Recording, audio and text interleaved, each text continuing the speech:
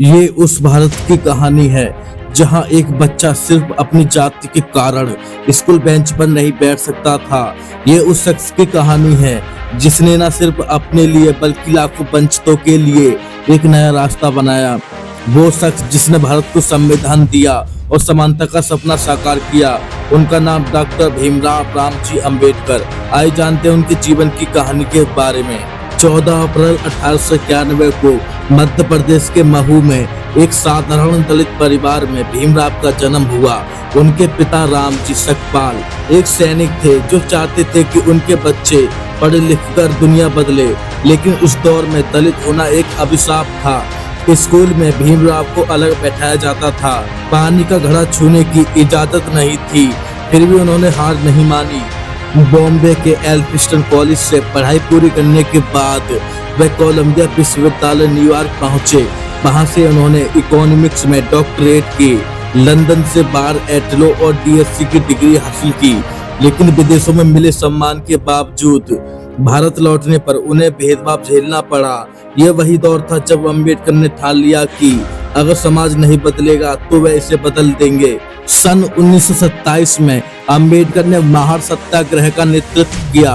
यह एक ऐतिहासिक क्षण था जब दलितों ने पहली बार सार्वजनिक तालाब से पानी पीने का हक मांगा।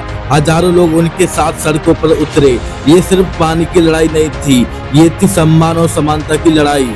सन 1930 में उन्होंने कालेश्वर मंदिर प्रवेश आंदोलन शुरू किया ताकि दलितों को मंदिर में पूजा करने का अधिकार मिले। सन 1932 में पूरे समझौते के जरिए उन्होंने दलितों के लिए राजनीतिक प्रतिनिधित्व सुनिश्चित किया। अंबेडकर ने मूक नायक और बहिष्कृत भारत जैसे समाचार पत्र शुरू किए जो दलितों की आवाज बने। उनकी किताब एनिहाइलेशन ऑफ कास्ट ने जाति व्यवस्था की जड़ों पर प्रहार किया। हर कदम पर बाबा साहब समाज को एक नई दिशा दे रहे थे, लेकिन उनकी सबसे बड़ी उपलब्धि अभी बाकी थी। सन 1947 में जब भारत आजाद हुआ तो डॉक्टर अंबेडकर को संविधान की प्रारूप समिति का अध्यक्ष बनाया गया।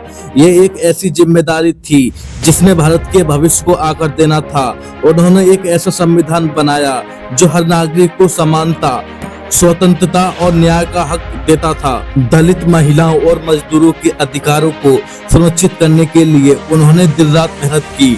26 नवंबर 1949 को संविधान को अपनाया गया और 26 जनवरी 1950 को लागू हुआ।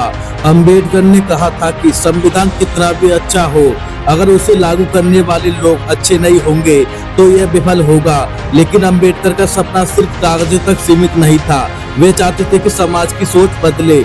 हिंदू धर्म में व्याप्त जातिगत भेदभाव से निराश होकर बाबा साहब ने 14 अक्टूबर 1956 को नागपुर की दीक्षा भूमि में लाखों लोगों के साथ बौद्ध धर्म अपनाया। उनके लिए बौद्ध धर्म सिर्फ एक धर्म नहीं बल्कि समानता और तर्क का रास्ता था। उन्होंने अपनी किताब द बुद्धा एंड हिज धम्मा में अपने विचारों को दुनिया के सामने रखा, लेकिन उनका स्वास्थ्य बिगड़ रहा था। 16 दिसंबर 1956 को दिल्ली में उनका निधन हो गया। उस दिन भारत ने न सिर्फ एक नेता बल्कि एक विचार खो दिया। उनके निधन को महापरिनिर्वाण दिवस के रूप में मनाया जाता है, लेकिन क्या अंबेडकर सचमुच चले गए? आज डॉक्टर अंबेडकर की मूर्ति हर गांव शहर में खड़ी है। उनकी शिक्षाएं लाखों लोगों को प्रेरित करती है।